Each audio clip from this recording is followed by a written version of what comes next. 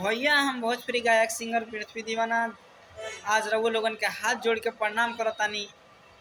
और हमारे भोजपुरी के कुछ सिंगरे हमारा भोजपुरी इंडस्ट्री खराब कर दे रहे हैं। पंकज सिंह भैया से यही अनुरोध करेंगे, प्रार्थना करेंगे, ऐसा ऐसा गंदा गाना मत गाइए, किसी के बहन बेटी के ऊपर मत गाइए। आज हम तुम्हारे ऊपर गाएंगे, कल कोई तुम्हारे बहन के ऊपर गाएगा, कैसा लगेगा? तो उनके ऊपर, पंकज सिंह के ऊपर गाना गाए हुए हैं, सुनी।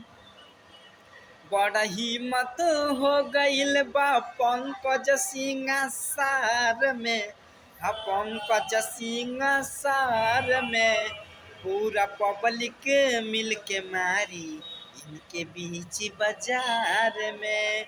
बहिन बेटी नहीं खेलागे एक परिवार में, पूरा पब्लिक मिल के मारी